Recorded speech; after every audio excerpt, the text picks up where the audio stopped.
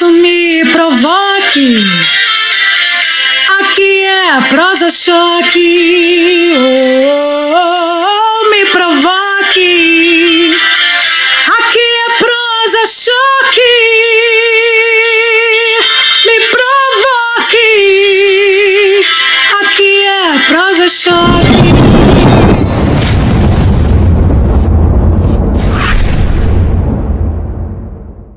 Bom dia, boa tarde, boa noite, sejam muito bem-vindos a mais um episódio do Prosa Choque, o podcast que fala sobre diversidade. Eu sou o apresentador, eu sou o Daniel Lage, vou dar o meu recadinho de novo, como eu faço sempre. YouTube, canal do YouTube, Prosa Choque. Tem que se inscrever, tem que ativar o sininho e tem que compartilhar com todo mundo. O YouTube agora tem uma opção que é o Valeu Demais, como disse a Maite Schneider, é o troféu joinha, que vocês podem oferecer para o programa, para os vídeos e para os vídeos, as entrevistas completas e os vídeos pequenininhos, vocês podem oferecer pequenas porções em dinheiro, que vão ajudar muito no programa e nos próximos episódios. Então, já agradeço, valeu demais! E agora vamos ao convidado de hoje.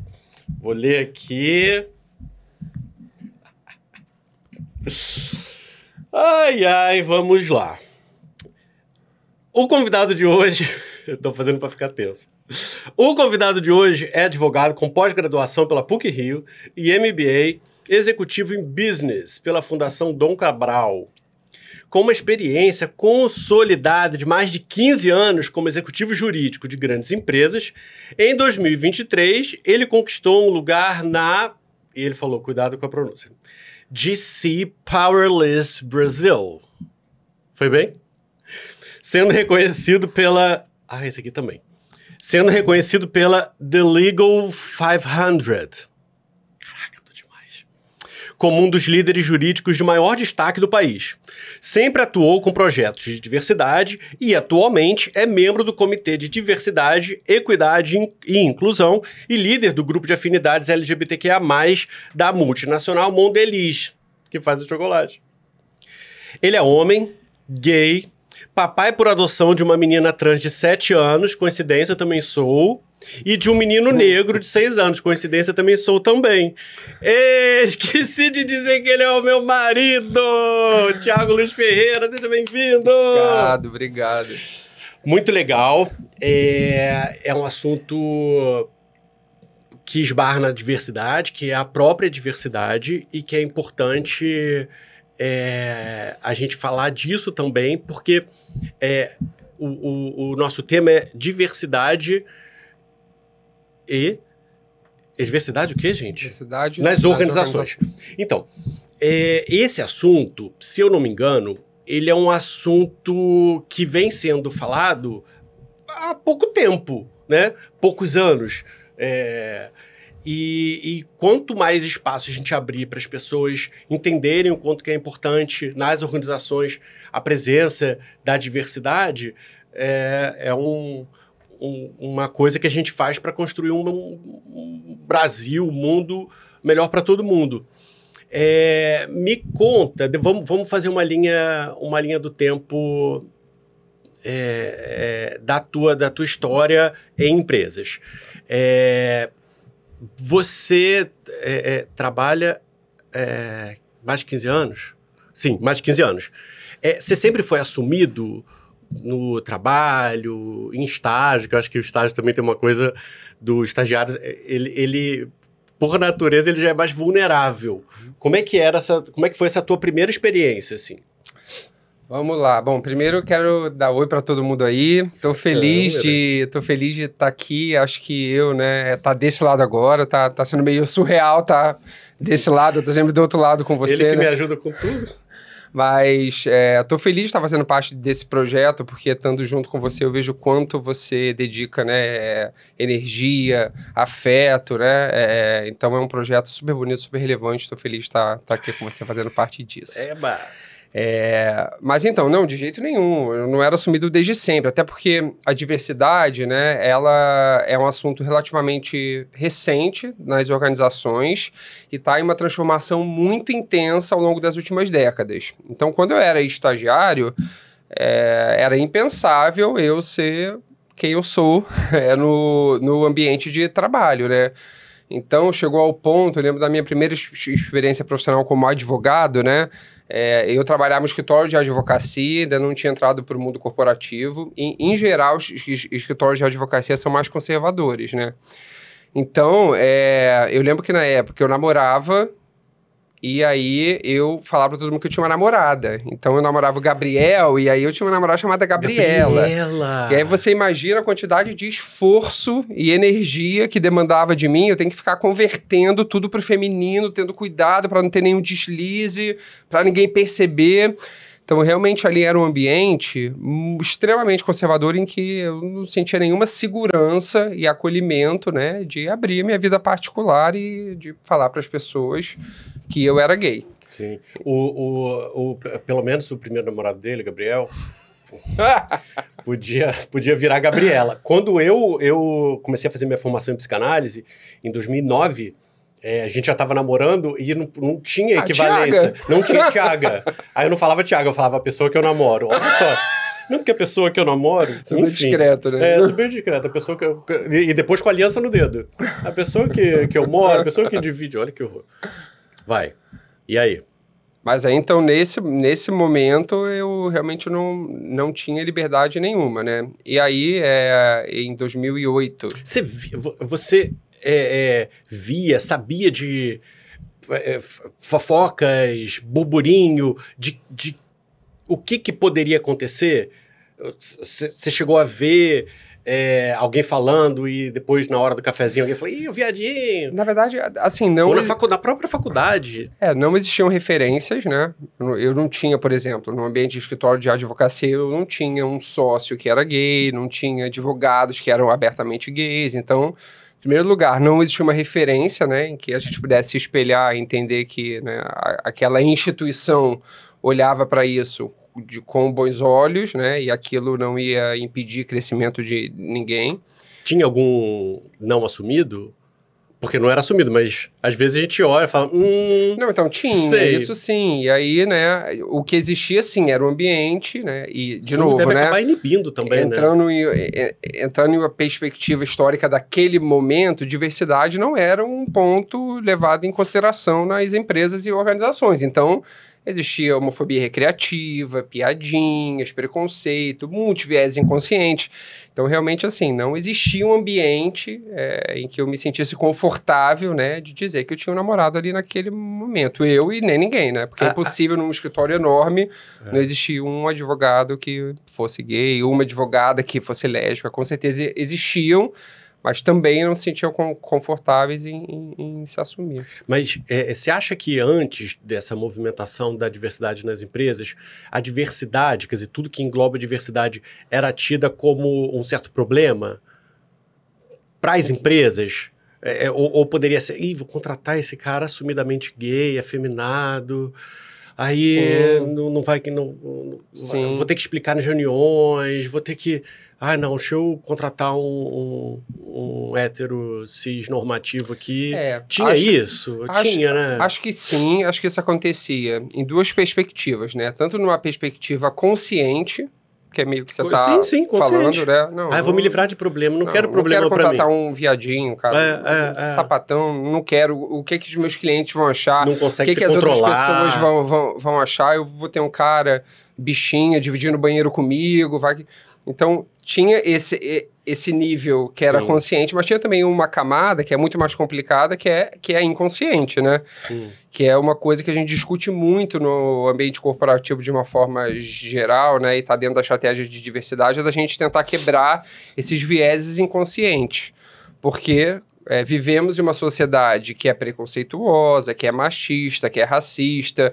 Então, desde muito novo, né, a gente vai recebendo, vai sendo exposto a esse tipo de estímulo e informação, e esse preconceito, essa homofobia, esse racismo, ele vai sendo incutido... Vai sendo internalizado. Internalizado ali desde muito cedo. Sim. Então, às vezes, eu estou reproduzindo comportamentos que são machistas ou homofóbicos sem nem perceber que estou fazendo isso.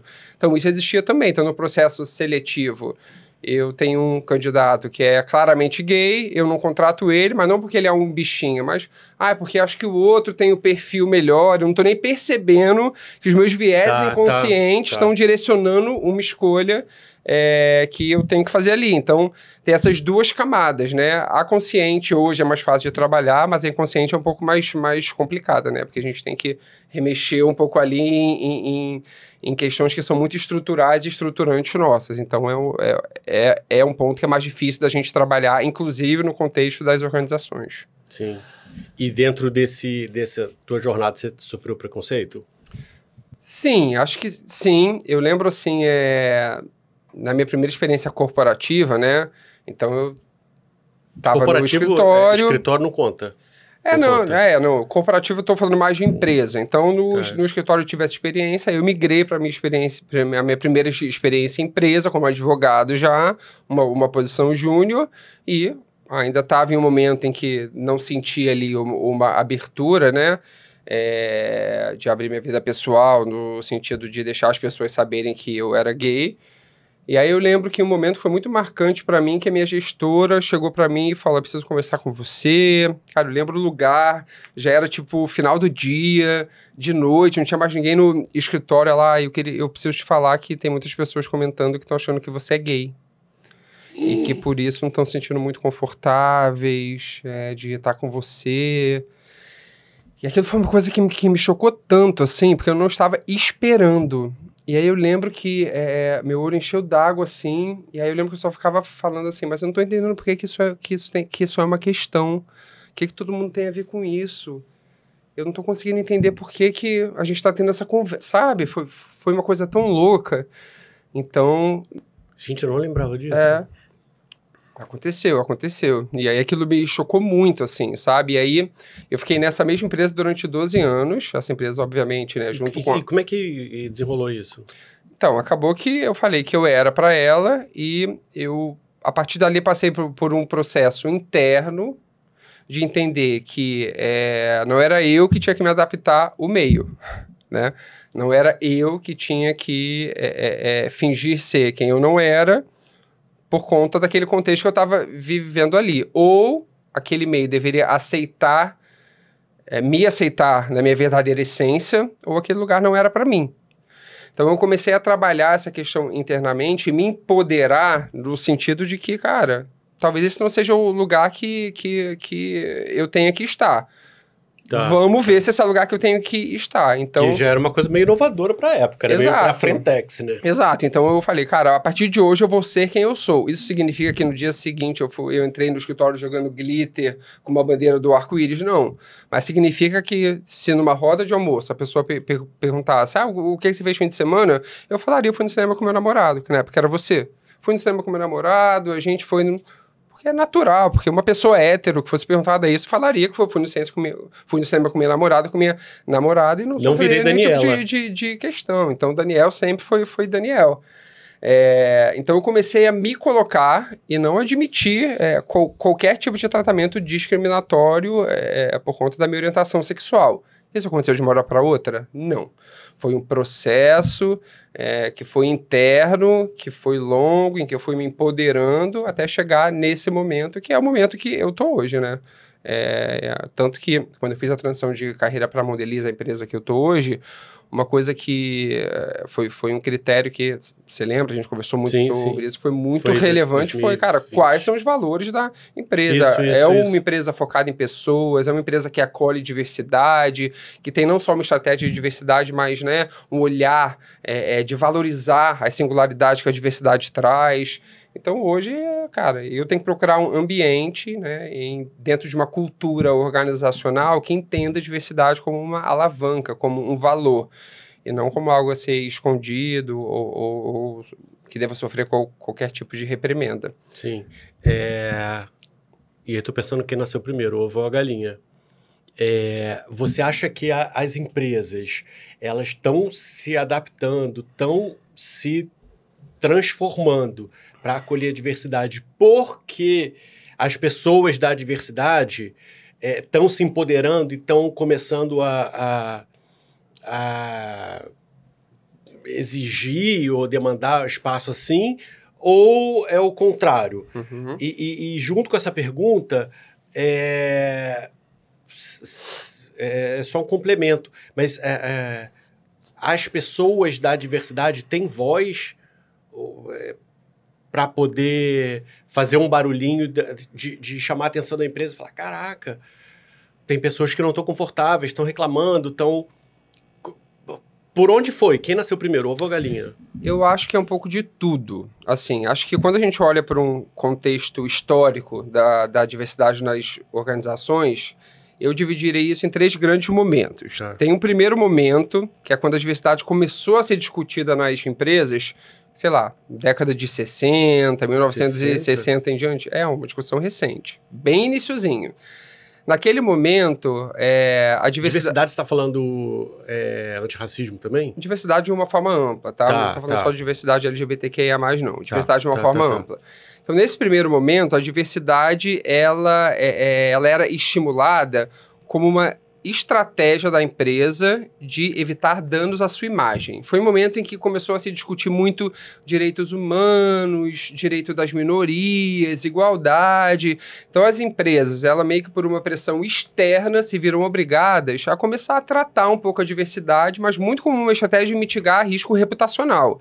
Eu não quero que a minha empresa esteja envolvida em um escândalo por estar discriminando um gay, por não ter nenhum gay, por não ter nenhum preto aqui nos meus quadros de funcionário.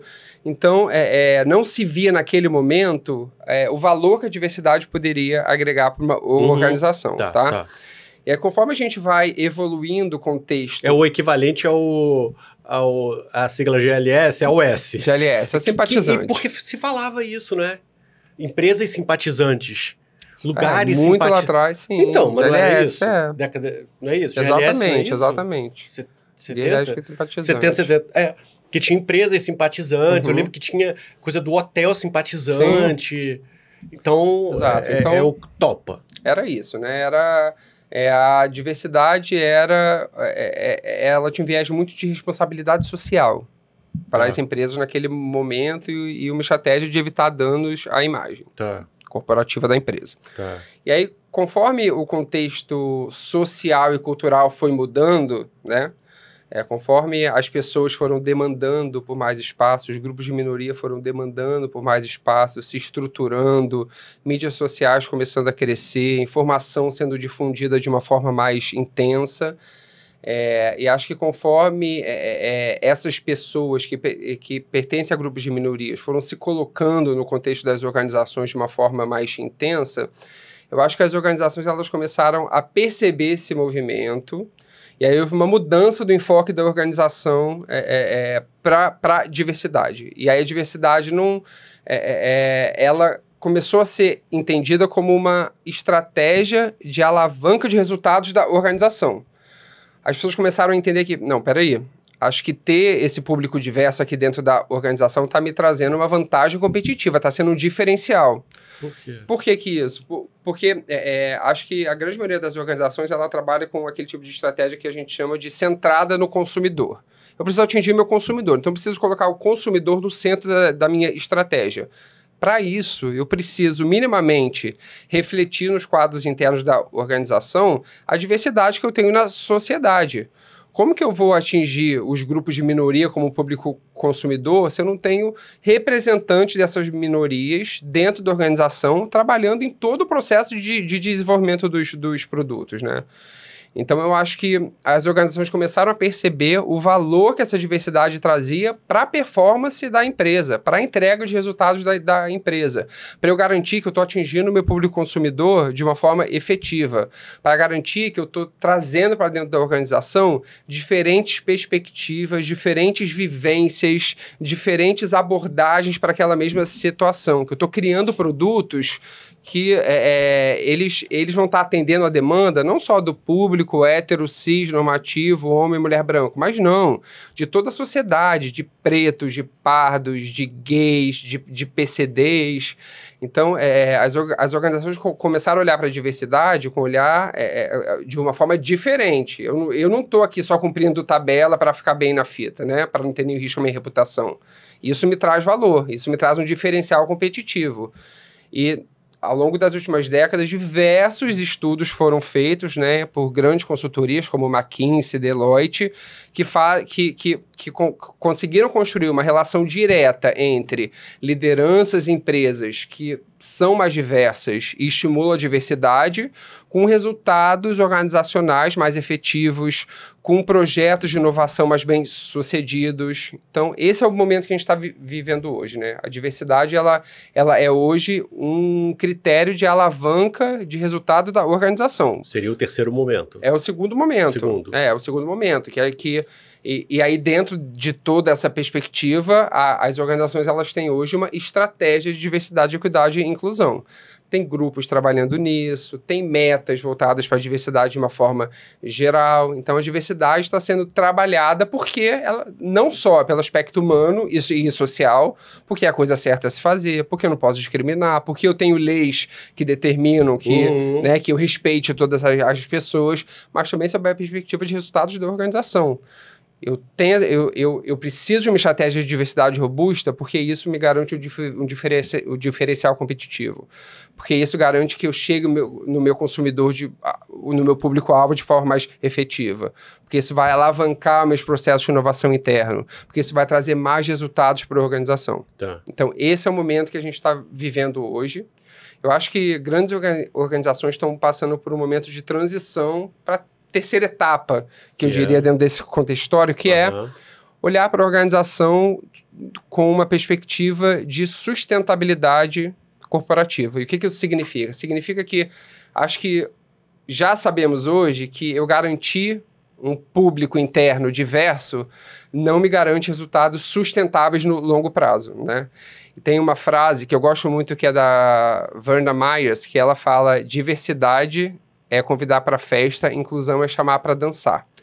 Então, além de eu garantir que eu tenha, né, um público diverso dentro dos quadros da empresa, eu preciso garantir que esse público esteja inserido em um ambiente de inclusão, que é um ambiente em que essas pessoas elas vão se sentir livres para ser quem são, acolhidas nas suas singularidades e valorizadas dentro da sua diversidade. Então, elas precisam estar incluídas em um ambiente seguro e acolhedor. Por quê? Porque eu tenho a absoluta certeza que é só dentro desse ambiente de inclusão, de acolhimento e de segurança que a pessoa pode atingir o seu potencial máximo e entregar o máximo para a organização. Então, além de eu ter a diversidade, eu preciso da inclusão. Eu preciso de um ambiente onde eu possa garantir não só a atração desses talentos, mas o desenvolvimento desses talentos e garantir que, que essa diversidade ela vai cada vez mais se integrar na cultura da organização. Diversidade é mais do que uma estratégia que está direcionada para a criação de produtos, para a comunicação, não, ela passa a ser um valor da organização. Da filosofia. Isso significa que ela é transversal, ela tem que estar presente em tudo que a organização faz, a todo momento e o tempo todo. Tá. É como uma filosofia. Valor organizacional. Diversidade é um valor das organizações. Eu vou só voltar um pouquinho, porque eu fiquei pensando nisso, porque eu te perguntei se o antirracismo estaria incluído na diversidade, mas aí eu acho que é anterior à questão da raça. E aí eu fiquei pensando que talvez o grande pontapé inicial, a grande mudança disso foi a entrada da mulher, não foi? Porque antigamente a mulher não podia trabalhar. Né? A mulher não podia trabalhar. E aí, na luta feminista, a mulher começou a cavar o seu espaço e a empresa, enfim, começou a acolher e perceber que aquilo era valioso. Foi isso? Foi, né? Acho que sim. Acho que falando... A mulher foi o quê? A entrada da mulher? 50? Década de 50? 40? Talvez. 40, 50? Talvez, mas eu acho que foi um movimento que foi gradativo, né? Mulher, raça, LGBT... Acho tô tentando que teorizar, sim. Acho que sim. Primeiro entrou a mulher, depois entrou raça, negros, e depois entrou LGBT. A mulher abriu a porta, os negros... Eu não sei... O LGBT que escancarou. Não, eu não sei se foi tão linear assim, tá? Eu acho que as coisas foram acontecendo de uma forma meio concomitante, mas eu concordo com você que hoje, né, a discussão relativa, né, à diversidade de gênero nas organizações está muito mais amadurecida, né? De gênero, eu estou falando das mulheres. Então, as organizações... Isso é falado? Sim. O que é falado? Assim, quando você vai contratar alguém, quando você vai fazer uma entrevista, quando você vai abrir ou mexer no quadro de funcionários, isso precisa intencionalmente ser falado? Então, não tem muita mulher, tem que botar sim. mais mulher, tem muita mulher, não tem homem, porque deve ser uma loucura isso, Sim. né? Se você pensar num quadro maior, né? Como é que... Então, hoje, eu diria as grandes organizações, dentro desse momento que eu falei que a gente está vivendo, né, de entender a importância da diversidade para alavancar os resultados da organização, elas têm uma estratégia de diversidade, equidade e inclusão que é estruturada, né? Então, muitas empresas, como a Mondelez, por exemplo, elas têm uma pessoa que é a head de diversidade, então tem uma pessoa dedicada para olhar para a estratégia de diversidade da organização, geralmente dentro da estrutura de RH, estrutura de pessoas, recursos humanos. E aí, a maioria das grandes empresas, elas trabalham estratégia de diversidade dentro de alguns pilares que representam grupos de minoria. Então, por exemplo, a gente tem... A gente Mondelez. Mondelez é a maioria das grandes organizações. Mas falando da Mondelez, mas isso é bem padrão do mercado, né? A gente tem o grupo, né, de gênero, que fala muito de mulheres. O grupo de etnia, raça, que fala de inclusão de pretos e pardos. Tem o grupo LGBTQIA+, na Mondelez esse grupo de afinidade se chama Pride, e eu sou líder desse grupo dentro da Mondelez, né, além do meu escopo jurídico, né, da minha função, e o grupo de PCD, de pessoas com deficiência. E muitas empresas já estão evoluindo para um outro pilar, que é um pilar que olha para etarismo, tá? Então, Mas quando você fala grupo é o quê? Então, é um grupo de WhatsApp? Não, são grupos de afinidade que são compostos por empregados dessa empresa Se candidato, que voluntariamente querem participar desses grupos. E esses grupos, dentro dessa estrutura, né, junto com a rede de diversidade, equidade e inclusão, são os grupos responsáveis por desenhar as estratégias de diversidade, equidade e inclusão para cada um desses grupos de minoria, né? Então, por exemplo, eu dentro lá de Pride, que é o grupo de afinidade LGBTQIA+, junto com os outros representantes de Pride, eu sou líder, tenho um co-líder e tem todo o grupo. A gente olha para a estratégia de diversidade, olha para as demandas específicas LGBTQIA+, e desenha a estratégia que a gente vai adotar naquele ano para alavancar a diversidade LGBTQIA+. E cada grupo faz a mesma coisa. E a gente amarra isso dentro de uma estratégia macro de diversidade, equidade e inclusão dentro da empresa, né? Porque isso demanda o quê? Recursos financeiros, demanda engajamento da liderança, uma questão de priorização, comunicação, participação de RH, né? De toda a estrutura de pessoas para a gente conseguir alavancar esses resultados para cada grupo, né? E o que acontece, aí voltando um pouco para a sua pergunta, é que, em geral, cada um desses grupos tem uma meta, tem um objetivo que tem que seguir.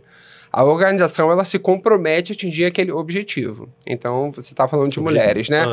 Então, no caso da Mondelez, no grupo lá de gênero, a gente tem uma meta de ter pelo menos 50% da liderança da organização composta por mulheres. Acima de gerente. Gerente para cima. Gerente, diretor, vice-presidente. Então, temos uma meta de ter 50% da liderança, pelo menos, que seja composto por mulheres, tá? Então, o grupo de afinidade que trata de gênero, né, junto com todo o grupo de diversidade, desenha uma estratégia para alcançar isso. E é uma estratégia que, por exemplo, envolve atração, né? Nos meus processos de recrutamento, eu vou conduzir processos afirmativos. Essa vaga só pode ser preenchida por uma mulher.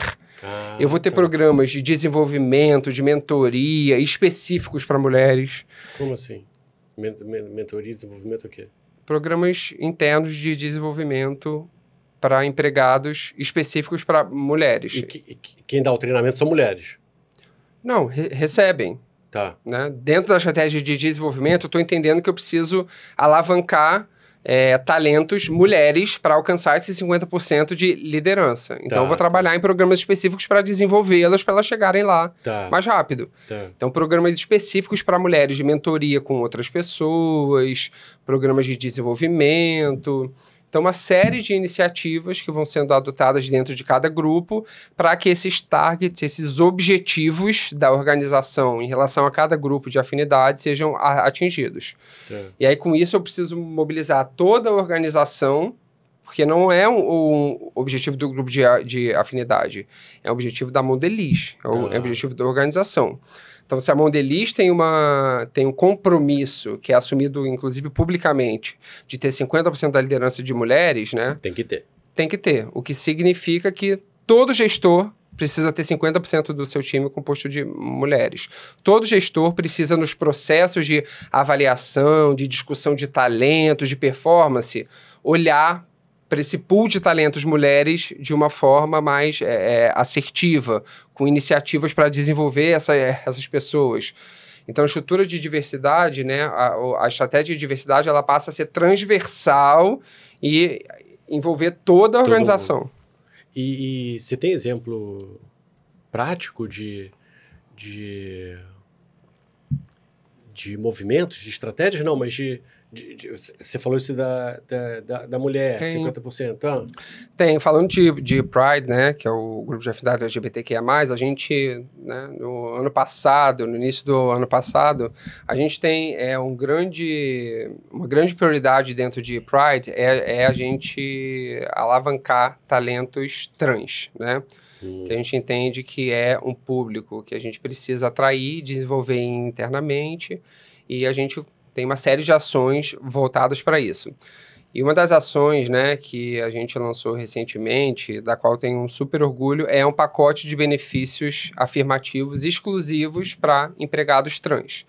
Então, por exemplo, né, empregados trans, lá eles têm reembolso integral de custos com hormonioterapia, eles têm suporte jurídico sem custo nenhum e integral também para retificação de nome em documentos. Eles têm cobertura para procedimentos e cirurgias de afirmação de gênero pelo plano de saúde garantidos. Então, foi um pacote de benefícios específico, né, afirmativo, para a gente garantir um ambiente seguro e acolhedor, em que os profissionais trans eles possam ser quem eles realmente são e, assim, atingir o seu potencial máximo. Então, foi esse é um grande exemplo. Não, porque a Mondelez é uma empresa que ela é percussora em termos de diversidade, tá? Então, eu tenho um engajamento total da liderança. Eu tenho uma liderança que está engajada. Com isso, não tem resistência? Você não percebe, tipo, uma cara virada, mas será? Nas organizações de uma forma geral? Ou na Mondelez mesmo. Então, eu acho que isso depende muito da cultura e do momento de cada organização, tá? Então, eu acho assim, que a Mondelez é uma empresa em que eu tenho uma estratégia de diversidade muito robusta, eu tenho engajamento da liderança, eu tenho compromissos públicos. Então, assim, eu tenho um contexto muito aberto, né, para a gente emplacar esse tipo de iniciativa, porque isso demanda o quê? Tem um aporte financeiro que tem que ser feito pela organização, né? Claro. Então, assim, não é só uma comunicação, né, aquilo para inglês ver que a gente chama, né? Sim. Que muitas empresas têm isso, né? No mês do orgulho, faz um post bonito no LinkedIn e é isso. Não, né? A gente tem ali um aporte financeiro, tem toda uma revisão de fluxos e processos para garantir esse pacote de benefícios afirmativo. Obviamente, a gente sempre encontra resistência, porque a gente está inserido em uma sociedade que ainda é preconceituosa, mas que no caso de empresas que estão mais avançadas em suas estratégias de diversidade, equidade e inclusão, e tem uma cultura, né, com valores de diversidade mais presentes, né, e tudo mais, é uma coisa um pouco mais velada, né? São obstáculos que...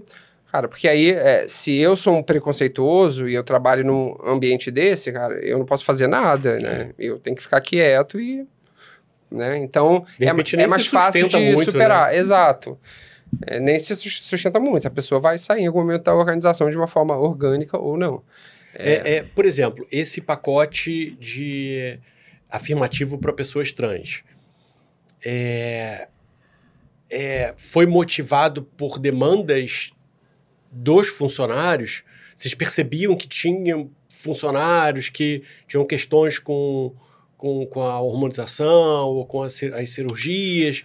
E foi de baixo para cima ou foi uma proposta, um começo de pensamento, um começo de proposta desse projeto, desse pacote específico, de cima? Então, tinha isso? Como que surgiu? A gente, há 2 anos atrás, eu acho, a gente fez um censo na Mondelez, né? A gente contratou uma empresa para fazer um censo com todos os empregados da Mondelez para fazer essas leituras de diversidade. Diversidade em todas as suas... todos os seus pilares, tá? Então, a gente quis fazer um recorte para entender, dentro dos empregados da Mondelez, o que eu tenho de pretos e pardos, de mulheres, de LGBTQIA+, orientação sexual, identidade de gênero. E aí, no LGBTQIA+, desmembra, né? O que é lésbico, o que é gay, o que é trans. Vários recortes, várias aberturas. E aí, uma abertura específica chamou a nossa atenção, que de acordo com esse censo, a gente tinha 2,3% de profissionais trans, de empregados trans na Mondelez. Já tinha.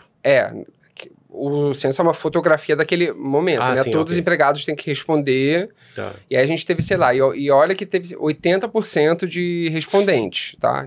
Quando eu olhei para 80%, eu tinha 2,3% de profissionais trans, o que são centenas e centenas. E aí a gente se olhou e falou, cadê essas pessoas? Que a gente consegue contar nos dedos da mão as pessoas que a gente sabe que são trans. Então a gente falou, provavelmente essas pessoas não estão se sentindo confortáveis de ser quem são. E esse censo foi feito quando? Há uns 2 anos atrás.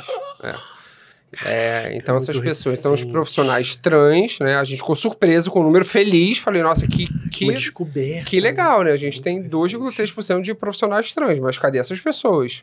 A gente precisa dar voz para essas pessoas.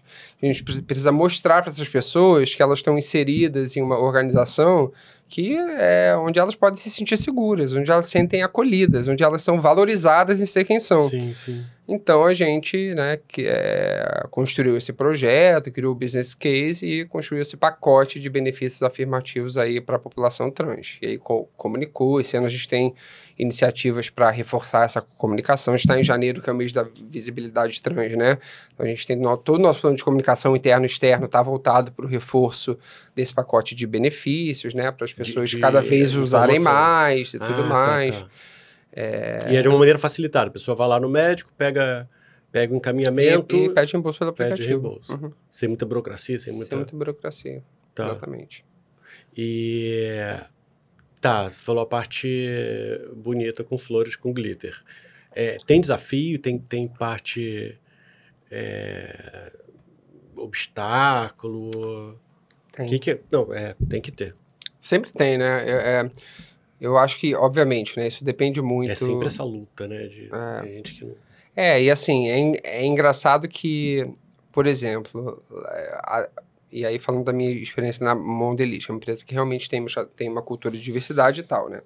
Mesmo assim, quando a gente olha para dentro da empresa, a gente não pode ter uma estratégia de diversidade que seja única para a empresa como um todo. Por quê? Porque na Mondelez eu tenho as pessoas que trabalham no escritório administrativo de São Paulo, eu tenho pessoal que trabalha na planta, nas fábricas, em Vitória de Santo Antão, em Curitiba. Eu tenho as pessoas, tem um time de vendas que trabalha na rua vendendo. Essas pessoas, elas têm contextos de realidade completamente diferentes, culturas completamente diferentes. Então, eu preciso ter estratégias específicas para cada um desses grupos, né?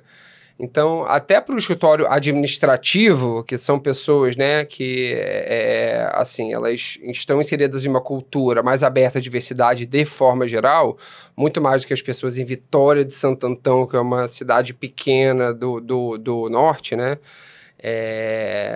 Mesmo para esse público, por exemplo, no ano passado, quando a gente foi desenhar a nossa estratégia para mês do orgulho, né, que é o momento mais relevante lá para a diversidade LGBTQIA+, a gente falou, cara, eu acho que para o público de São Paulo a gente já viu muitas iniciativas de letramento. Vamos para outro caminho agora. E aí a gente focou nessa parte mais de letramento, nas plantas, para o time de vendas, e para o escritório a gente adotou outras iniciativas. Não precisou o letramento. A gente entendeu naquele momento que não. A gente falou, teve muito letramento, as pessoas têm um pouco de saco cheio e autoridades LGBTQIA+, lá na frente, falar, e eu só receber informação. O que você está chamando de letramento? Letramento é o que é LGBTQIA+, a importância, o que é cada letra, preconceito, é básico. Letramento é o básico, né? Básico. Só que a gente, para esse ano, a gente já mudou de ideia. Você achou que... A gente precisamos voltar a ter um reforço de letramento. Até para o pessoal do escritório, que não é o pessoal... Para todo mundo. Para todo mundo. Por quê? Primeiro porque Primeiro porque tem uma rotatividade grande na empresa. É verdade. É importante que os novos entrantes sejam submetidos a esse letramento. E segundo, porque como a gente está inserido em uma estrutura social e cultural, cara, que é muito preconceituosa, a gente precisa desses reforços na cultura de diversidade da organização. Constante. Foi um aprendizado nosso no último ciclo. Não dá para fazer e esperar que isso fique repercutindo. Não dá para fazer e falar, pronto, já demos o recado, agora as pessoas que busquem a informação está aí, a gente tem, né, muitos materiais lá disponíveis, né, cartilhas, documentos, vídeos, temos. Então, as pessoas, a informação está aqui. Se a pessoa quiser, ela sabe também onde procurar. Tá lá, exatamente. Tem ali.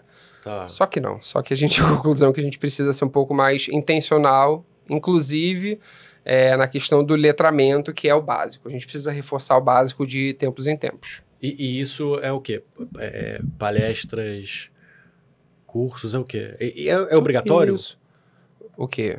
Então... o funcionário participar... Não. De uma palestra? Ou vai ter dia tal no auditório, não, tem uma palestra... Vale horas? Tem toda uma estratégia de comunicação, né? Para comunicar efetivamente esses momentos, né? E para reforçar a importância, os gestores reforçam a importância, mas em geral os eventos são opcionais. O que a gente está pensando em fazer... é criar algum tipo de treinamento que seja obrigatório, inclusive no onboarding, quando a pessoa está entrando na empresa. Então, um dos treinamentos obrigatórios que ela vai ter que ter, isso já tem até, tá? E tem um treinamento que é obrigatório de diversidade, na Mondelez, que você faz online, que você tem que fazer. Para entrar. Tem inclusive um periódico que a gente está revisando agora. Mas você tem que fazer, e se você não fizer, fica aparecendo lá no sistema, seu gestor é avisado que você não fez treinamento, tem vários, né? Tá. Então a gente está indo mais por essa linha para garantir esse reforço aí de letramento, que acaba sendo um reforço da cultura de diversidade da organização. Então tem na hora que a pessoa entra e de tempos em tempos para reafirmar e talvez até atualizar, né? Sim. Porque como é um assunto tão vivo... Tão vivo e dinâmico. E dinâmico, o tempo inteiro as coisas estão mudando, as propostas. Sim. Que mais de desafio? Que mais da parte ruim? Então esse é um grande desafio. Exato. Eu acho que existe um grande desafio também, que é uma questão de priorização e foco, tá? Porque a gente vive um mundo hoje que é muito dinâmico, que tudo muda muito rápido, que tem muita informação disponível em muitos canais, em que a empresa ela precisa dar conta de um conjunto enorme de informações e de dados ao mesmo tempo para poder, né, implementar a sua estratégia. Estou falando de estratégia da organização como um todo. Diversidade é um dos elementos, está aí no meio, né? Então, eu preciso garantir que eu tenha recursos, e recursos não só financeiros, né, de pessoas, de energia, e tenha foco da organização para trabalhar temas de diversidade.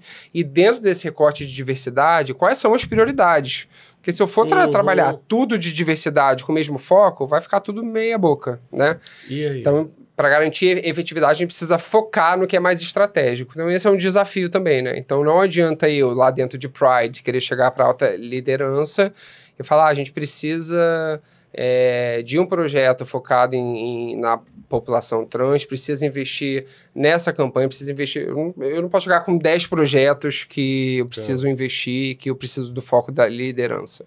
E a gente tem que priorizar. E essa estratégia é feita pelo comitê junto com o head de RH que cuida... Que faz parte do comitê, que é o líder do comitê. Tá. Que a gente tem hoje a Dani Sagaz, que é maravilhosa. Aliás, quando ela é muito sagaz. Quando ela vier para o Rio, a gente tem que marcar uma entrevista. Mulher, PCD, trabalha com diversidade a vida inteira. Maravilhosa ela. Que faz comercial. Faz comercial. Ela fez um agora, não foi? Dani. Ela fez o convite agora? Vem. Não, ela falou um agora. Ela não fez um agora de... Ela fez da Dove, eu acho. Foi da Dove? Acho que foi. Que é crossfiteira, né? Crossfiteira ela. Muito legal. Ela é maravilhosa. Então, ela que é a líder de diversidade. Dá pra procurar no Instagram? Dani Sagaz? Dani Sagaz. Procura Instagram, LinkedIn. Se vocês gostarem, já manda mensagem para ela vir para cá. Isso. E aí, então, é ela que, junto com os líderes e colíderes dos grupos de afinidade e os líderes de RH, que são focados em diversidade, e os líderes da área de comunicação, que são focados em diversidade, todas essas pessoas estão dentro do Comitê de Diversidade, fazem a priorização da estratégia de diversidade, equidade e inclusão. Então, esse é um desafio também. A gente precisa ser muito assertivo, intencional nas nossas iniciativas e tem que priorizar, senão a gente não consegue entregar, né? A gente não consegue levar adiante os projetos e fica tudo muito fraco. Tá. Então, isso pensando em estratégias que as empresas podem ter ou devem ter para incentivar a diversidade, quais são? Palestras, workshops, treinamentos, políticas de afirmativas, que mais? Acho que, cara, que mais? São muitas frentes, né? E tudo depende muito do momento e da estratégia da organização. Mas acho que, de forma geral, eu diria que essa parte de quase que educação, né? Que é a parte de letramento, de palestra, desde a coisa muito básica de que é trabalhar vieses inconscientes, né? Da relevância de desconstruir esses vieses, preconceito, empatia, respeito ao próximo, cultura de diversidade. Então, essa parte de letramento, de palestras e treinamentos é super importante. Eu acho que estratégias afirmativas também, tanto em termos de benefícios afirmativos, como eu dei o exemplo aqui do nosso pacote de benefícios afirmativos para os nossos colegas transgêneros lá da Mondelez, como também de programas internos de desenvolvimento específicos para esses grupos de minoria. Então, a gente tem, muitas empresas fazem, né? Então, tem alguns pacotes para cursos que são específicos para empregados pretos e pardos. Então, benefícios afirmativos, né? Que sejam focados em atração, desenvolvimento e retenção desses talentos que fazem parte de grupos de minoria. Acho que ter uma estratégia de ter o engajamento da liderança é essencial, é chave, né? Porque acho que isso dá o exemplo para o restante da organização. E ter alta liderança ali realmente envolvida e engajada nisso. Tá. Isso é importante não só para eu conseguir emplacar esses projetos de diversidade que são construídos dentro do comitê, mas também como um recado muito forte para a organização de que essa é a nossa cultura, esses são os nossos valores. Sim. Então isso é muito relevante também. E aonde que você acha que você foi beneficiado? Onde que você entrou? Tem coisas que te chamam a atenção? Tem. Você diz dentro do grupo de afinidade? Dentro dessas políticas de afirmação que chama. Tanto afirmativos, né? Benefícios afirmativos. Isso. Sim, acho que, né, acho que falando da porque a gente minha vai ter que falar história o básico, pessoal, falar do básico do básico. falando da minha história pessoal, e aí eu nem estava na mão deles, né, foi na minha experiência anterior, eu consegui, e isso na época não fazia parte da política da empresa, porque hoje tem isso, né, com a evolução dessas discussões, essa igualdade de benefícios, igualdade e benefícios afirmativos, porque é diferente. A igualdade é garantir que eu, como grupo de minoria, tenho os mesmos direitos que você que não está nesse grupo de minoria. Então, isso já está hoje previsto nas políticas internas da empresa, né? Mas naquele momento, não. Então, eu lembro que, né, no nosso processo de adoção, de construção da nossa família, eu tive direito a licença parental, né, que é a licença maternidade de 6 meses, quando o nosso primeiro filho chegou, na época o Dom, e aí eu pude ficar em casa 6 meses, que foi maravilhoso, mas assim, não foi uma coisa natural e automática, entendeu? Mas foi, eu tava falando, tava conversando com ele antes, que eu tenho na lembrança que foi o primeiro caso no Brasil, ele não tem essa certeza. Mas se não foi o primeiro, foi um dos primeiros casos no Brasil de licença parentalidade, chamava assim? Paternidade? Licença parental, enfim, né? De 6 meses. A gente saiu em capa de jornal, a gente saiu um monte de matéria, coluna social. Uhum. Qual foi aquela? Ildegar, sei lá o quê? Esqueci o nome. Aparecia em coluna social, funcionário da Souza Cruz na época, Thiago Luiz conseguiu a licença, foi tipo um barulho. Foi. E assim, isso foi um momento muito marcante dentro da minha jornada corporativa e olhando para, né, para o fato de eu ser um homem gay, porque acho que eu nunca me senti tão acolhido em ser quem eu era como naquele momento, assim, porque eu lembro que quando a gente conseguiu se habilitar, né, ou seja, estamos na fila, estamos grávidos, né, dentro 2015. Do processo de adoção, eu fui conversar com a minha diretora jurídica na época, Maria Alicia, que eu amo de paixão, ela é maravilhosa, e aí eu fui conversar com ela, contei o que estava acontecendo e falei que eu gostaria de ter direito à licença, porque muito embora, né, isso não fosse uma possibilidade de acordo com as políticas internas, e a nossa legislação do Brasil ela é muito focada, né, na figura da mãe, quando na verdade isso, na minha concepção, é um benefício que é para o bebê, para a criança que está chegando, né, um período de adaptação para a criança. Então, conversei com ela e mesmo sem ter uma política interna, não ter nenhuma estrutura de diversidade montada na organização, ela falou, você vai ter direito à sua licença. Você pode ficar tranquilo que não se preocupa com isso. Se preocupa em se preparar para receber o seu bebê, para construir a sua família, porque você vai ter direito a essa licença. E ela levou o tema para alta liderança e conseguir o direito à licença. Isso é importante para a pessoa se sentir pertencendo à organização, né? Muito, muito. Assim, eu nunca vou esquecer esse momento. Foi muito marcante para mim, um momento de acolhimento, sabe? Que eu me senti muito acolhido. Isso reforçou o meu engajamento com a organização de uma forma, cara, imensurável, assim, sabe? Como eu me senti relevante, como eu me senti pertencente, como eu me senti...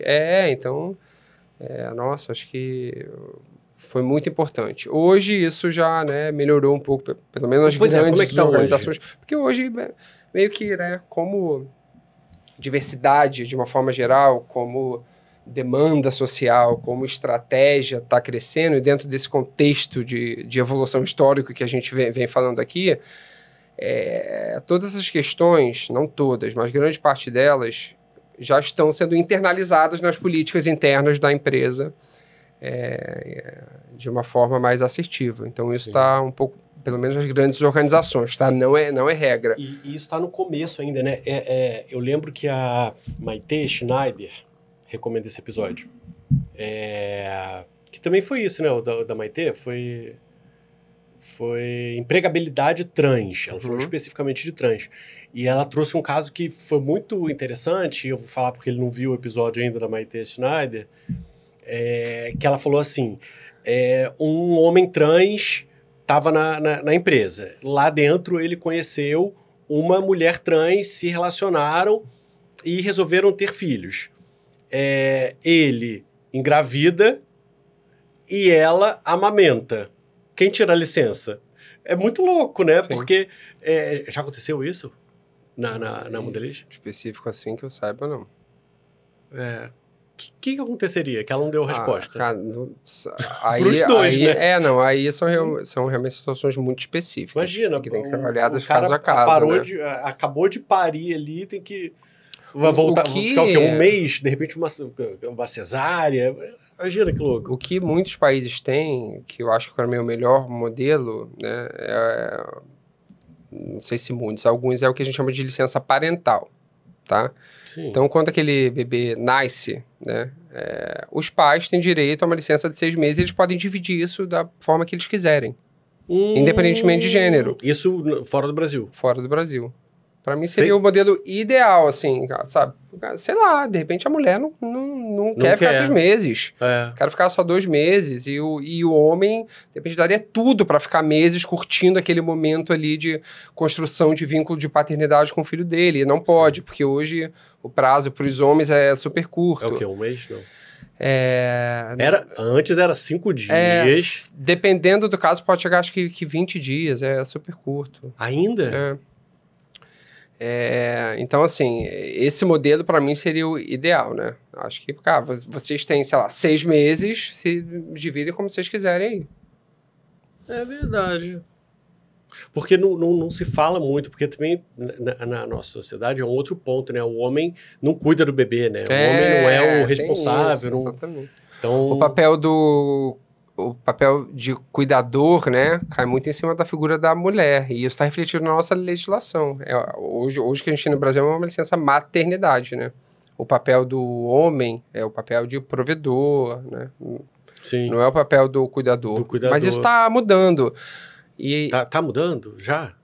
Ou ainda tá fazendo... Na sociedade, eu acho que sim. Tá. A gente vê hoje, né, muitos mais homens extremamente engajados na construção de vínculo com seus filhos, nesse papel de cuidador, né? O que foi necessário, inclusive, para as mulheres começarem a assumir cada vez mais essa posição de, né, eu também sou provedora. Então, hoje a gente vê construções familiares e papéis maternos e paternos mais diversos, né, na sociedade. Mais fluidos, né? Exato. E o que acontece de forma geral é que a nossa legislação acompanha essas transformações sociais, mas na maioria das vezes de uma forma muito lenta aqui no Brasil. Então, eu acho que em algum momento a legislação vai mudar para acolher essas novas estruturas familiares, mas acho que ainda vai levar um tempo, porque hoje todos os avanços que a gente teve, né, a maioria dos avanços que a gente teve em termos de diversidade vieram do nosso judiciário, né, foram julgamentos do Supremo Tribunal Federal, Superior Tribunal de Justiça, inclusive, né, falando da população LGBTQIA+.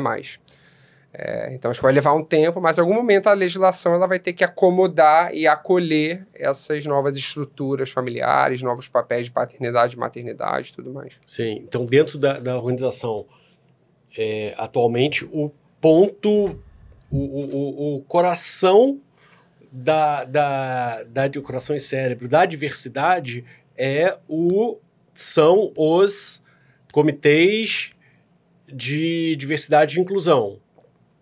É o Comitê de Diversidade, Equidade e Inclusão. Equidade e Inclusão. Isso.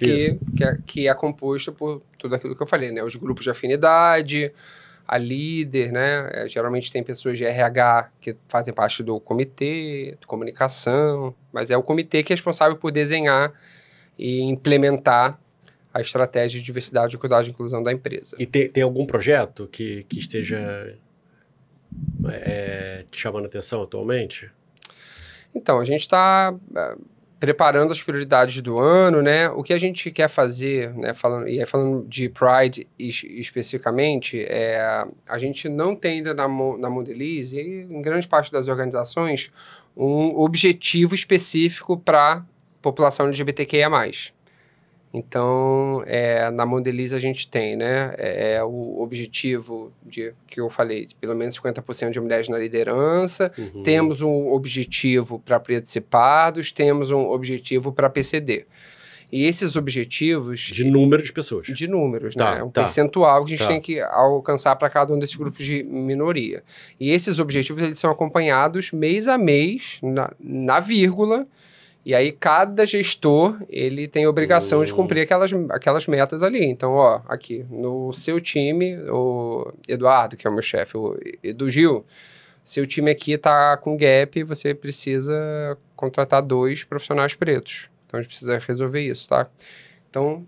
É explicitamente falado. Explicitamente, tem um dashboard com todos esses números. Para Pride, que é, né, o grupo focado na população LGBTQIA+, a gente não tem. E não tem por quê? Porque a gente hoje não consegue fazer o acompanhamento da população LGBTQIA+, na Mondelez. Como assim? A gente não consegue saber quantos profissionais gays tem hoje. Por quê? Porque não respondem? Porque não... Porque tem o censo. Lá O censo é uma fotografia, né? Não é Então. um acompanhamento periódico. É uma coisa que eu tenho uma vez a cada X anos. Tem que contratar uma empresa. É um processo muito burocrático. Achei que era anual. Não, todos esses Mas grupos... não seria legal ter anual, não? Vai até ter um... Pra mudar, né? Vai ter que muda. Agora. Tem tantos filhos, não tem filho, tem filho. Mas para todos esses outros grupos, essas informações, elas fazem parte dos sistemas da Mondelez, né? Então, eu consigo, todo dia, se eu quiser, extrair informação de quantas mulheres eu tenho, quantos pretos e pardos, quantos PCDs eu tenho. Para Pride eu não conseguia. E não conseguia por quê? Porque no caso da Mondelez, né? O sistema que faz toda a gestão de RH é um sistema global.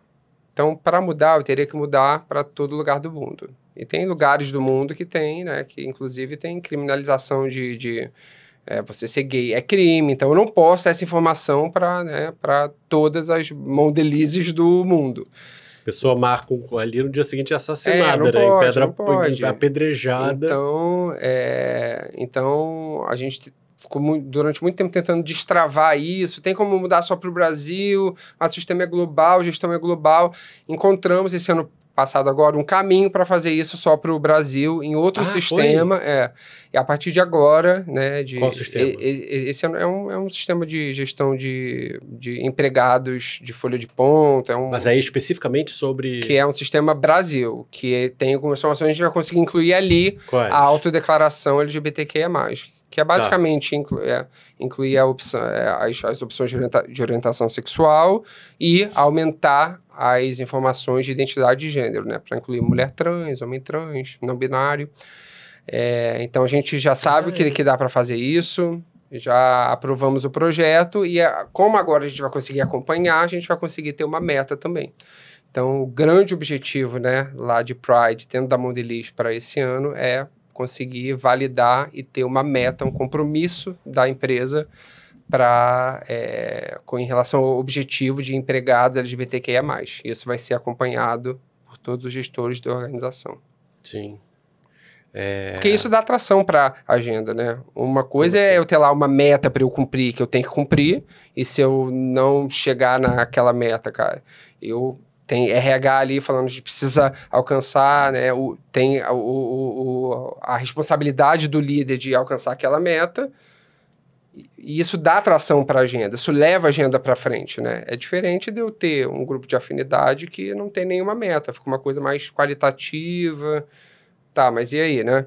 Tá. Então, a meta, essa concretude no número que a gente tem que alcançar, ela dá mais força para a agenda. E aí a gente só precisa entender que número é esse, né? A gente está conectando com o mercado, falando com outras empresas para entender. Será que a gente segue com uma meta que é específica para a população trans, com foco só na liderança, uma meta geral LGBTQIA+, isso a gente não sabe ainda. A gente conseguiu destravar, vamos conseguir fazer o acompanhamento dos empregados que se autodeclaram como LGBTQIA+, e agora sim a gente vai conseguir fechar, definir uma meta, um compromisso que a Mondelez tem que atingir. Tá. Agora, você acha que participar de podcast de marido é só alegria? Não é. Você vai ter que lidar com ódio, com haters. E está no ar o Prosa Choque de Realidade.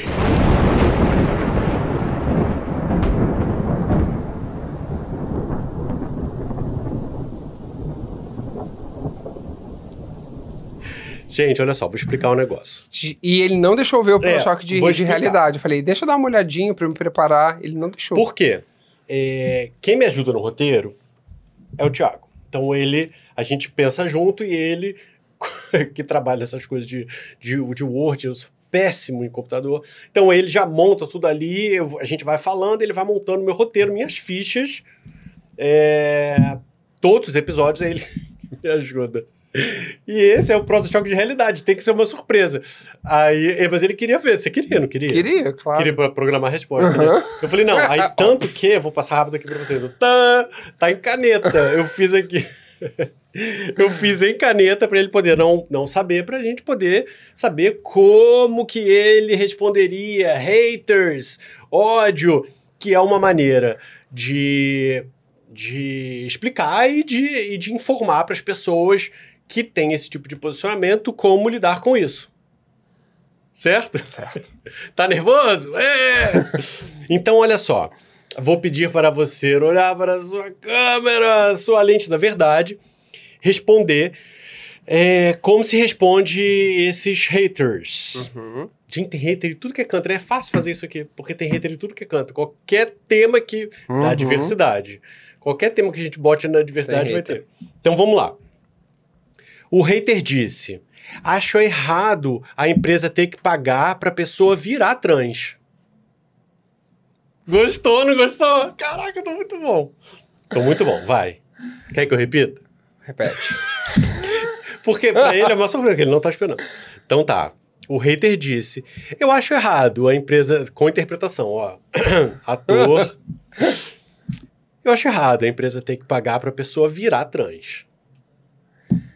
Na verdade, a empresa não está pagando para a pessoa virar trans, né? A gente está falando de um benefício afirmativo, em que a empresa está acolhendo aquela pessoa, né?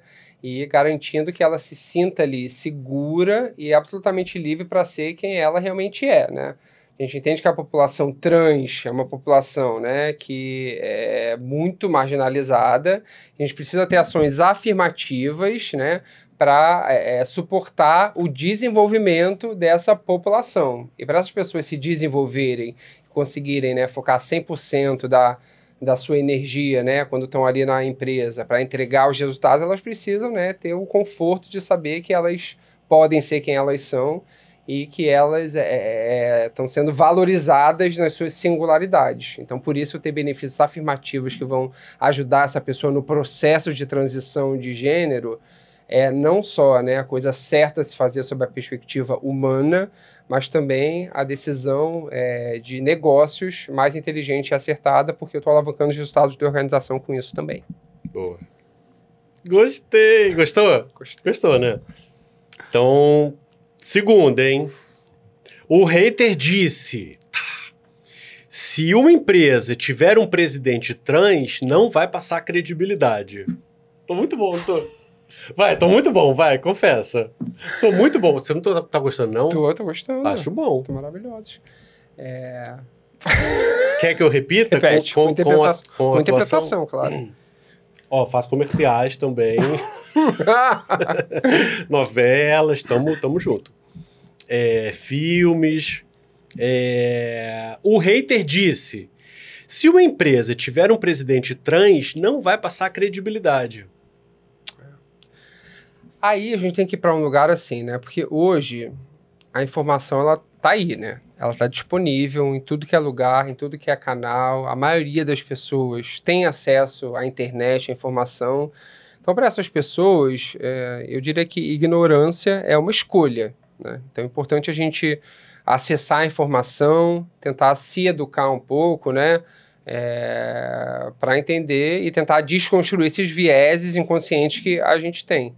Acho que ter uma pessoa trans em uma posição de liderança significa que eu estou tendo ali uma pessoa que ela merece estar ali, que ela está capacitada para estar ali e que ela está trazendo para essa posição uma história de vida e uma perspectiva de mundo e um potencial completamente diferenciado em relação a outras pessoas, né? Acho que o passo seguinte da diversidade é a gente chegar em um momento em que a gente não tem que trabalhar com foco em diversidade. Porque realmente as pessoas elas vão chegar onde elas têm que chegar por meritocracia, pelas entregas, pelos seus comportamentos, né? E não porque elas são de um jeito ou de outro. Então, informação é o remédio para esse tipo de comentário preconceituoso. Gostei. Foi boa também? Boa, foi maravilhosa. Deixa eu ver qual vai ser a interpretação dessa aqui. Tá. Música de... Vamos lá. O hater disse: para evitar problemas, pessoas trans devem usar o banheiro de deficiente nas empresas. A questão do banheiro. A questão do banheiro que é um tabu, né? Na verdade, assim, pessoas trans têm que usar o banheiro do gênero com o qual elas se identificam, né? Porque uma mulher trans é uma mulher, um homem trans é um homem. Então, eles têm que usar o banheiro com o qual eles se identifiquem. E acho que quando isso está bem envelopado na cultura organizacional, né, a gente não tem que ter nenhum tipo de questionamento. Acho que as empresas elas têm que ser firmes nesse direcionamento. Mulheres trans são mulheres, portanto, elas devem, se assim desejarem, usar o banheiro feminino. Homens trans usar o banheiro masculino. Então, acho que quando isso está bem reforçado na cultura, eu acabo fechando um pouco, não deixando muito espaço para esse tipo de comentário que, de novo, é preconceituoso. Isso acaba sendo uma consequência da filosofia da empresa ali, né? Da cultura. Exatamente. Foi boa essa? Foi também. Foi também. Maravilhosa. Então, muito bom. Então, o hater disse: a empresa não deveria me obrigar a conviver com pessoas trans. Na verdade, assim, de novo, né? Acho que quando a gente tem uma cultura organizacional que, cara, é muito assertiva em relação à diversidade, esse tipo de pessoa ela não se sustenta dentro da empresa, né? Porque ela vai entender que a cultura da empresa é essa, que eu vou ter pessoas diversas ali, que eu não vou ter só cópias minhas trabalhando junto comigo, eu vou ter pretos, eu vou ter pardos, eu vou ter pessoas com deficiência, eu vou ter pessoas trans, vou ter gays, vou ter lésbicas, vou ter pessoas com gênero fluido, homens que gostam de se apresentar para o mundo de uma forma feminina, e se eu não estiver confortável conviver com aquilo, quem tem que sair sou eu. E buscar um ambiente em que eu me sinta mais confortável. No caso desse hater, um ambiente mais preconceituoso, mais homofóbico. Então, é ela que tem que buscar o ambiente certo para ela, e não o inverso. Sim. Fechamos o Prosa Choque de Gênero. Foi bom? Foi bom, muito bem. Muito bom. Me conta do livro. Deixa eu mostrar aqui rapidinho. Esse livro, gente... Criatividade... Tem que falar o Transformação Jurídica também? Esse é o que é uma coleção? Faz parte do título. Transformação Jurídica. Criatividade é comportamento, inovação é processo. O jurídico olhando para dentro e despertando o universo criativo.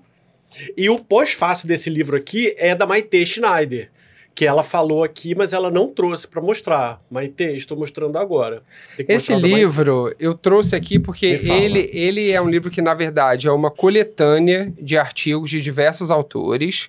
É um livro jurídico, mas é um livro que tem como foco falar de criatividade e inovação no contexto não só jurídico, mas das organizações de uma forma geral. E eu tenho...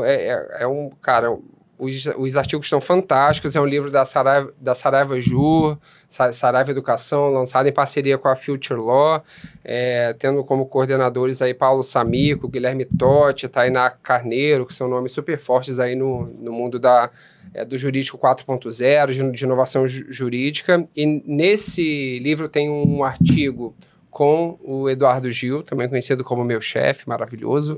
Junto você e ele?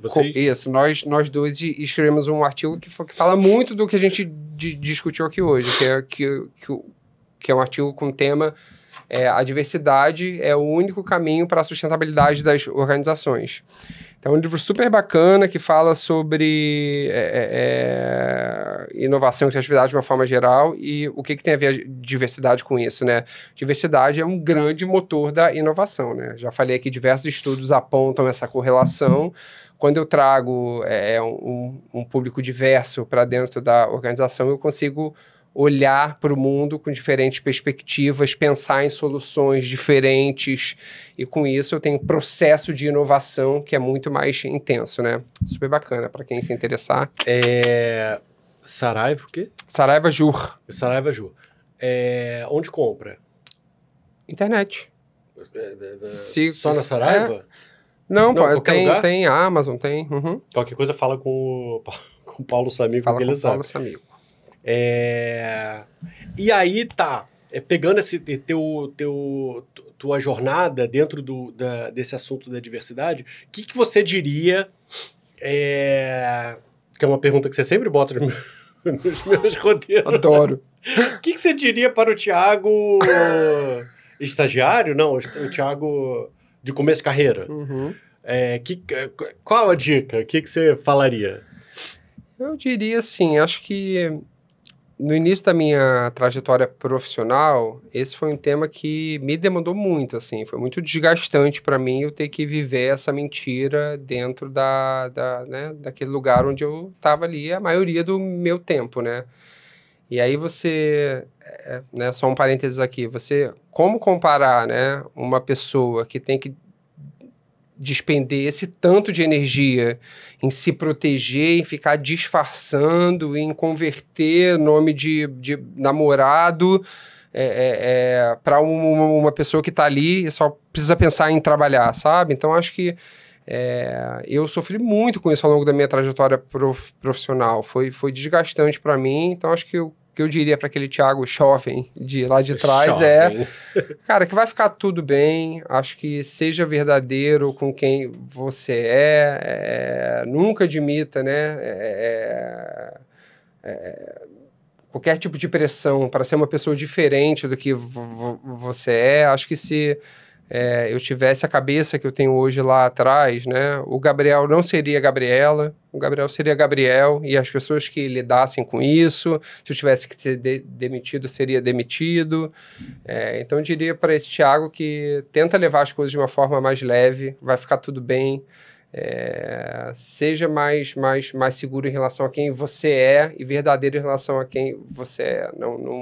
Isso nunca pode estar sujeito é inegociável. Ser quem realmente somos é inegociável, deve sempre ser inegociável. Esse é um conselho até para quem está começando em empresas, né? Não investiga, não topar, gente. Né? Investiga. Acho que o processo seletivo, de uma forma geral, né? A gente precisa ter o espaço para a gente colocar as nossas perguntas, as nossas preocupações, as nossas demandas. Então, né, se você faz parte da comunidade LGBTQIA+, de um grupo de minoria, e isso for uma questão para você, pergunte no processo seletivo. Isso é absolutamente legítimo. Cara, quais as políticas da empresa em relação à diversidade? Qual olhar que vocês têm, né, para os talentos LGBTQIA+? Vocês têm políticas afirmativas, benefícios igualitários, super legítimo fazer esse tipo de investigação quando você estiver dentro de um processo seletivo. Sim, boa. Como as pessoas te acham, porque ele vai ter que atualizar o LinkedIn, né? Porque é uma coisa que não atualiza. Não, meu LinkedIn tá lá, tá atualizadinho. Tá ruim. Não, tem que atualizar mais. Tá atualizadinho. Pode ir lá, Thiago Luiz Ferreira. No LinkedIn. No Instagram, quem quiser conectar. @daniel.lage. Não é verdade? O Instagram dele é daniel.lage. É lá que não você vai encontrar. Eu tenho meu Instagram, mas meu Instagram é fechado. Meu Instagram é fechado. Dele pra ver, saber mais dele, é no meu. Ele aparece mais nos meus stories do que... Sem dúvida. Sem dúvida. Mas no LinkedIn, Thiago Luiz Ferreira, quem quiser pode mandar um pedido lá de conexão pra gente trocar. Né? Vira e mexe, eu coloco alguns posts lá não só sobre temas de diversidade, mas sobre temas... coloco. Sobre temas de diversidade, mas sobre temas de negócios de uma forma geral, jurídicos e não jurídicos, então conecta lá. Adorei! Também. Você gostou? Uhum. Você tava meio nervoso. Não, eu tava...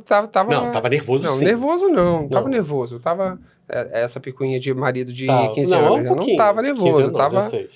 Tava 16. 16 do quê? Tava 10 ansioso pra acontecer logo, mas não tava nervoso, tava tranquilo. Foi bom? Foi bom. Gostou do próximo Choque de Realidade? Gostei, Foi muito gostei legal, bastante eu de adorei realidade. também, fiz sozinho. Viu?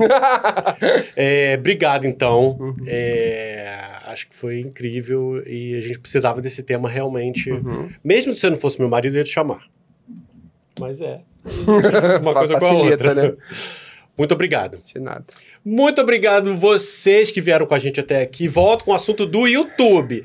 Tem que se inscrever, tem que dar o troféu joinha, que são pequenas porções de dinheiro que vocês oferecem tanto para os videozinhos curtos, que são os shorts do YouTube, ou para os vídeos grandes, que são as entrevistas completas. Lá tem um presentinho mesmo. Não, presentinho no Instagram. Presentinho no Instagram. Tem no Instagram também. Pode dar presente também. É verdade, gente. Eu não falava isso. Posso falar, né? Então, olha só. No Instagram tem presentes, que tem um embrulhinho, você clica ali e oferece qualquer quantia que tá bacana. E no YouTube é o troféu joinha, que é um símbolo de joinha, que para também oferecer quantias para o programa, para os vídeos. Então, já agradeço. Valeu demais. Muito obrigado. Até o próximo.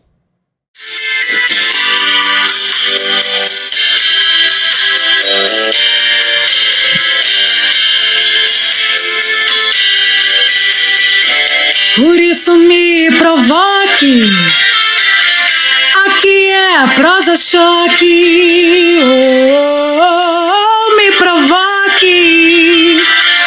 Aqui é prosa choque. Me provoque. Aqui é prosa choque.